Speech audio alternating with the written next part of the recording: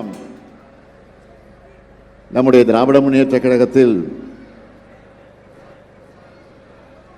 மகிழ்ச்சியோடு, உறுதியோடு, உற்சாகத்தோடு நம்முடைய கழகத்தில் வந்து இணைந்திருக்கக்கூடிய உங்கள் எல்லாரையும் முதல்ல வருக வருக வருக என நான் வரவேற்க கடமைப்பட்டிருக்கிறேன். தலைமை கழகத்தினுடைய சார்பில் தலைமை தொண்டனாக உங்கள் அனைவரையும் நான் வரவேற்க கடமைப்பட்டிருக்கிறேன். 75 ஆண்டு காலத்தை கடந்திருக்கக்கூடிய, பவள விழா கண்டிருக்கக்கூடிய திராவிட முன்னேற்ற கழகத்துடைய இயக்கத்திற்கு நீங்கள் எல்லாம் வந்திருக்கீங்க. ஒரு முறை 2 முறை அல்ல, 6 முறை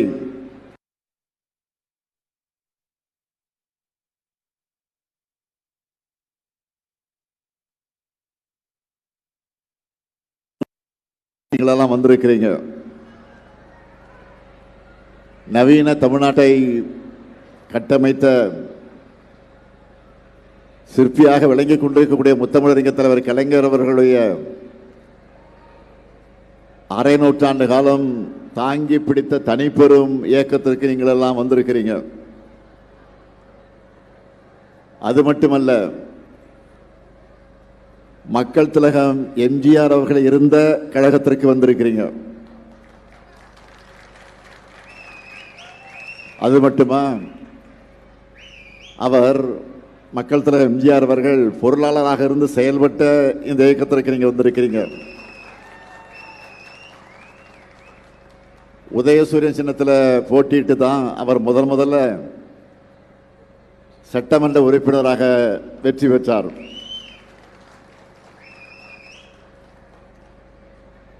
அதற்கு பிறகு தனி கட்சி கண்டார். ஒரு தனி கட்சி கண்ட பிறகும் தலைவர் கலைஞர் சட்டமன்றத்தில் ஒருத்தர் தலைவர் கலைஞருடைய பெயரை குறிப்பிட்டு பேசினப்போ, அன்றைக்கு சட்டமன்றத்தில் முதலமைச்சராக இருந்த எம்ஜிஆர் அவர்கள் அதை கண்டிச்சார். என்ன சொல்லி கண்டிச்சார் தெரியுமா? உங்களுக்கு நான் தலைவராக இருக்கலாம், ஆனால் எனக்கு தலைவர் கலைஞர் தான் என்று சொல்லி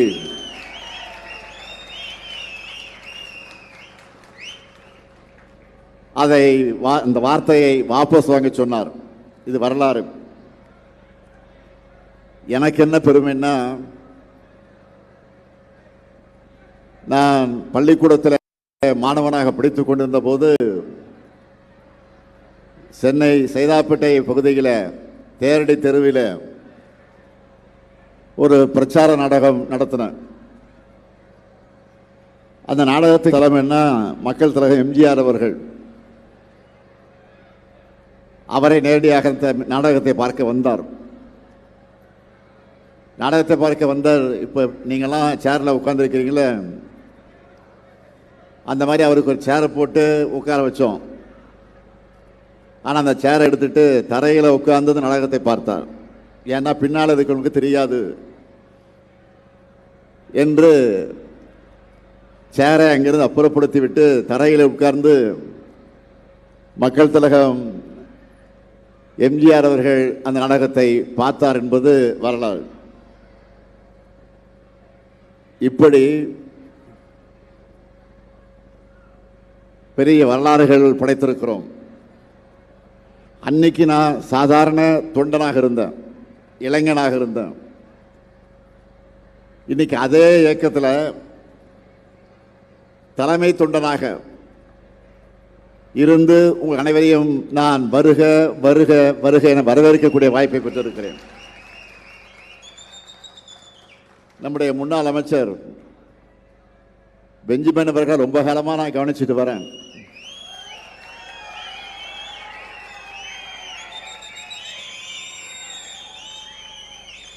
அவருடைய உழைப்பை பற்றி எனக்கு நல்லா தெரியும். அவர் அதிமுகவில் சேர்ந்து பல ஆண்டுகள் உண்மையா உழைச்சவர், ஓயாம உழைச்சவர், எதை பற்றியும் கவலைப்படாம அஞ்சாம உழைச்சவர், வேகத்தோடும் விவேகத்தோடும் உழைச்சவர். வில்லிவாக்கத்தினுடைய ஒன்றிய செயலாளராக,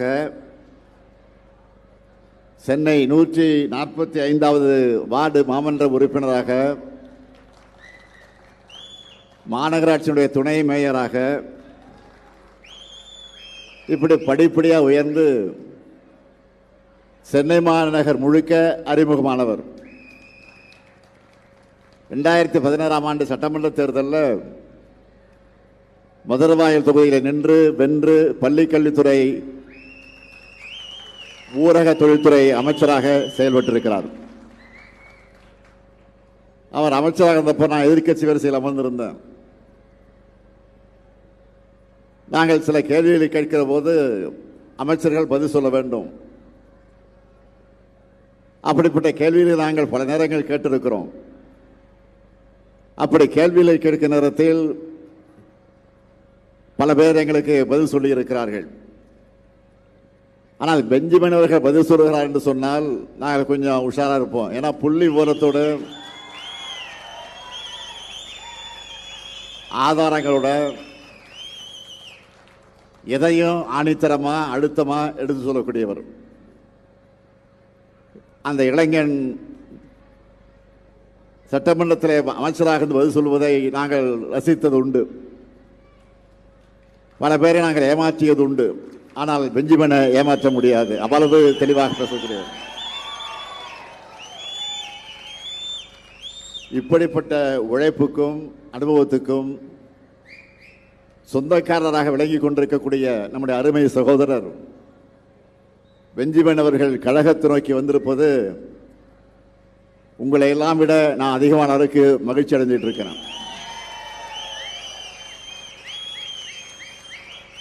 அவர் மட்டுமல்ல, அவரோடு சேர்ந்து இன்று அவர் ஏற்கனவே அண்ணா அறிவாலயத்தில் வந்து முறையோடு உறுப்பினர் பதிவு செஞ்சு என்னை போன்ற நம்முடைய முன்னோடிகள் முன்னிலையில் வந்து சேர்ந்திருந்தாலும் இன்றைக்கு இந்த வட்டாரத்தில் இருக்கக்கூடிய தோழர்களை, தாய்மார்களை, சகோதரர்களை, சகோதரிகளை, இளைஞர்களை எல்லாம் ஒன்று திரட்டி கழகத்தில் இணையக்கூடிய நிகழ்ச்சியாக, ஒரு மாபெரும் விழாவாக,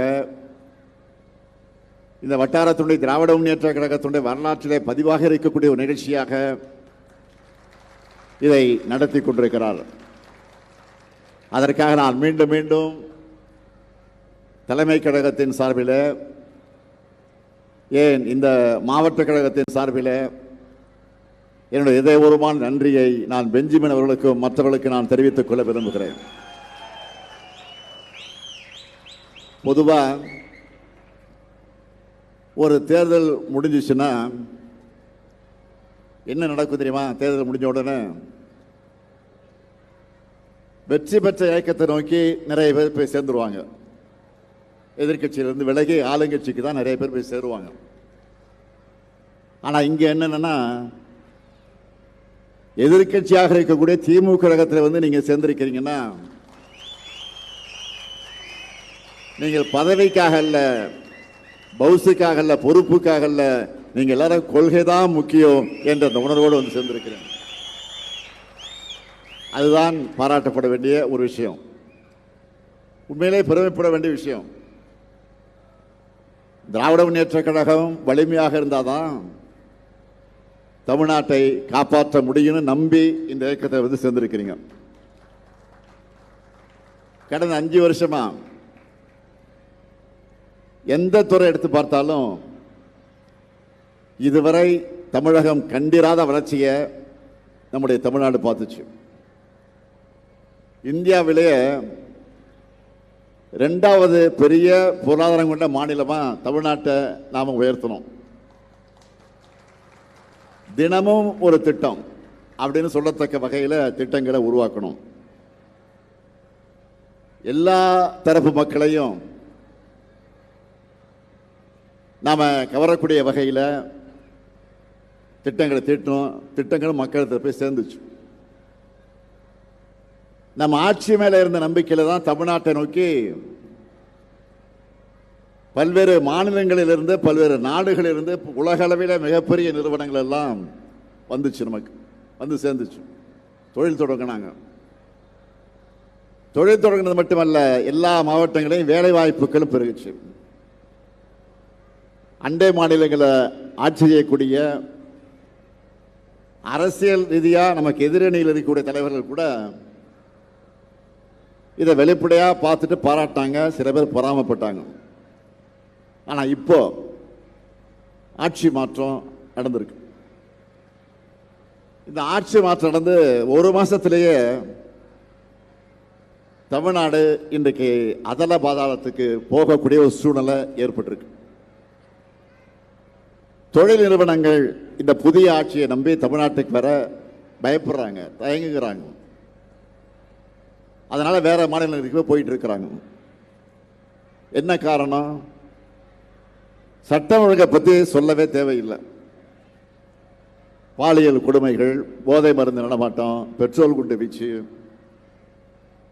அரிவாள் வெட்டுகள், கொள்ளைகள், அராஜகங்கள், டிவியை பார்த்தா பேப்பரை படித்தா இந்த செய்திகள் தான் கண்ணில் படுது. அதுலேயும் குறிப்பாக நிறைய குற்றங்களில் ஆளுங்கட்சிக்காரங்களே சம்மந்தப்பட்டிருக்கிறாங்க. இதுதான் வேதனை. இன்னொரு பக்கத்தில் மின்வெட்டு, விவசாயிகள் போராட்டம், பல்வேறு பிரச்சனைகள். ஆனால் எதை பற்றியும் கவலைப்படாமல் ஒரு டேக் டைவர்ஷன், திசை திருப்புற வேலையில் இந்த ஆட்சி நடந்துட்டு இருக்காங்களே தவிர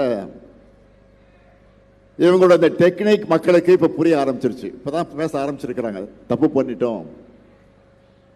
ஓட்டு போட்டவங்களும் கஷ்டப்படுறாங்க, ஓட்டு போடாதவங்களும் கஷ்டப்படுறாங்க. இப்போ அவங்களே இப்போ தன்னெழுச்சியாக பல இடங்களில் போராட ஆரம்பிச்சிருக்கிறாங்க. ஆட்சியாளர்கள் இன்றைக்கு பார்த்தீங்கன்னா அமைச்சர்கள்லாம் எங்கேயாவது காரில் டூர் போகும்போது, நிகழ்ச்சிக்கு போகும்போது வழிமறித்து கேள்வி கேட்க ஆரம்பிச்சிட்டாங்க. இந்த சூழலில் மக்களுக்கு துணையாக நாம தான் இருக்கணும். தமிழ்நாட்டை காக்கிற பொறுப்பும் கடமையும் திராவிட முன்னேற்ற கழகத்தான் அதிகமாக இருக்கு. ஏன்னா நாம பார்த்து பார்த்து வளர்த்த தமிழ்நாட்டை சீரழிய விடக்கூடாது. ஏதோ ஒரு தேர்தலில் வெற்றி வாய்ப்பை இழப்பது என்பது ஒரு பெரிய வீழ்ச்சி அல்ல. எத்தனையோ வெற்றியை பார்த்துருக்கிறோம், எத்தனையோ தோல்வியும் பார்த்துருக்கிறோம். திமுகவை போல வெற்றி பெற்ற கட்சியும் கிடையாது, தோத்திருக்கக்கூடிய கட்சியும் கிடையாது. ரெண்டுலையும் நமக்கு தான் பெருமை இருக்கு. அதனால தான் சொல்றேன், திமுக இருப்பு வாக்குச்சாவடிகளை தாண்டி லட்சக்கணக்கான உடன்பிறப்புகளான இதயத்தில் இந்த இயக்கம் இருக்கு. பேரறிஞர் அண்ணாவால் உருவாக்கப்பட்டு 49ஆம் ஆண்டு கொட்டு மழையில் வடசென்னை ராபின்சன் பூங்காவில் தொடங்கி வைக்கப்பட்ட திராவிட முன்னேற்ற கழகம் அண்ணாவால் உருவாக்கப்பட்டு தலைவர் கலைஞர் அவர்களால் வளர்த்தெடுக்கப்பட்டு வலிமையான அமைப்போடு இந்த இயக்கம் இருக்கு.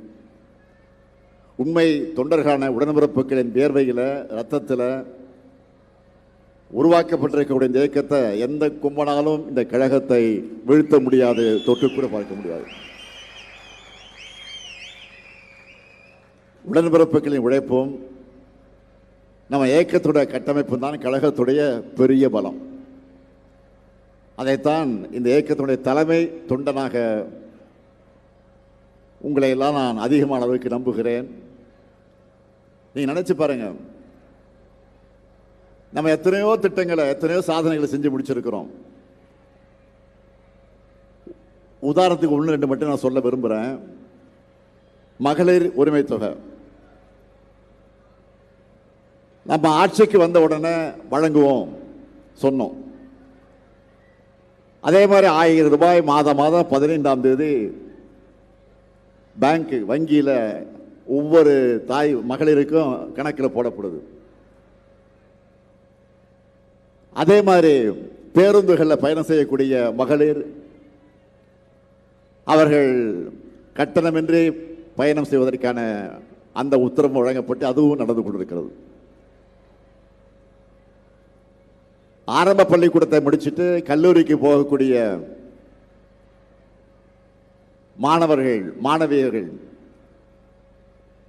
அவங்க மேல் படிப்புக்கு போகக்கூடிய வசதி இல்லாத அந்த குடும்பத்தில் லட்சக்கணக்கான மாணவர்கள் இருக்கிறார்கள் என்பதை அறிந்து அதற்காக மாதம் அந்த மாணவர்களுக்கு மாணவியர்களுக்கு தமிழ் புதல்வன் புதுமை பெண் என்ற திட்டத்தின் சார்பில் மாதம் 1000 ரூபாய் வழங்கப்படுது. அதே மாதிரி காலை உணவு திட்டம் இந்தியாவில் விட்டல, உலகத்தில் எங்கேயும் கிடையாது. நம்மை பார்த்து தான் லண்டன் மாநகரத்தில் இருக்கக்கூடியவர்கள் வந்து இதை பார்த்துட்டு அதை நடத்திட்டு இருக்காங்க. கனடா நாட்டில் அது நடந்து கொண்டிருக்கிறது. இப்போது பல மாநிலங்களிலும் இப்போ நடக்க தொடங்கி இருக்கு. அண்ணா ஒரு முறை சொன்னார்,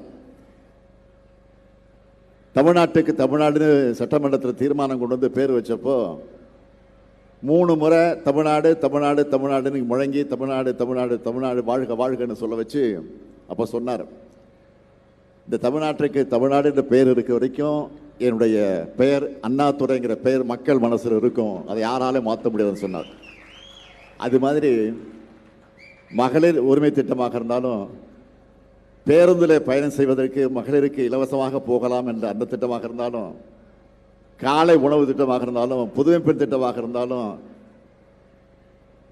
அதே போல் தமிழ் புதுமை என்கிற திட்டமாக இருந்தாலும் எந்த திட்டமாக இருந்தாலும் இந்த திட்டத்தை யாராலையும் எடுக்க முடியாது, அது நிறுத்த முடியாது. அந்த திட்டம் இருக்கிற வரையில் இந்த அடியேன் ஸ்டாலினுடைய பெயர் நிலைச்சு நிற்கும். அதான் எனக்கு பெருமை, அதான் இந்த இயக்கத்துக்கு பெருமை, அதான் உங்களுக்கு பெருமை.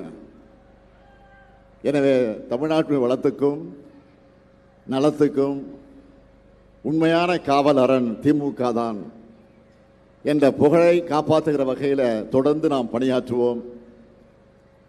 தேர்தல் எப்போ வேண்டுமானாலும் வரலாம், விரைவில் வரலாம், ஒரு 3 மாதம் கழித்து வரலாம், ஒரு 6 மாதம் கழித்து வரலாம். ஏன்னா ஆட்சி என்பது மெஜாரிட்டியோட வெற்றி பெறலவங்க எல்லாம் தெரியும் உங்களுக்கு. மெஜாரிட்டியோடு இல்லை, மெஜாரிட்டி நான் 234 தொகுதிக்கு பாதியில் என்ன 118 வரணும். இப்போ எவ்வளோ ஜெயிச்சாங்க? 108 தான். இப்போ சில கூட்டணி நம்மோடு இருந்த கூட்டணி கட்சி, நீங்கள் திமுக தான் ஜெயிக்கணும், ஸ்டாலின் தான் முதலமைச்சர் ஆகணும் ஓட்டு போட்டீங்கல்ல, தமிழ்நாட்டு மக்கள் ஓட்டு போட்டாங்கல்ல, அந்த கட்சி கூட்டணி நம்மோடு இருந்த கூட்டணி கட்சி ஆதரவில் தான் இன்னைக்கு இந்த வண்டி ஓடிக்கிட்டு இருக்கு. ஓடுகிற வண்டி எங்கே போய் நிற்க போகுதுன்னு தெரியல. ஆனால் எது நடந்தாலும் எப்போ எது நடந்தாலும் நாம எந்த நேரத்தில் தேர்தல் வரலாம், எந்த சூழ்நிலை வரலாம், 100% நம்ம ரெடியாக இருக்கணும்.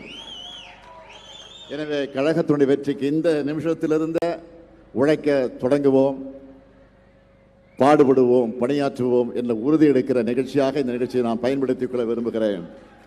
எனவே தாய் கழகத்தை தேடி வந்திருக்கக்கூடிய முன்னாள் அமைச்சர் நம்முடைய இனிய சகோதரர் பெஞ்சமின் அவர்களையும் அவரோடு வந்து சேர்ந்திருக்கக்கூடிய உங்கள் எல்லாரையும் மீண்டும் ஒரு முறை வருக வருக வருக என்று வரவேற்க கடமைப்பட்டிருக்கிறேன். உண்மையா உழையுங்க, உங்களுக்கான அங்கீகாரம் நிச்சயம் உங்களை தேடி வரும். நன்றி, வணக்கம்.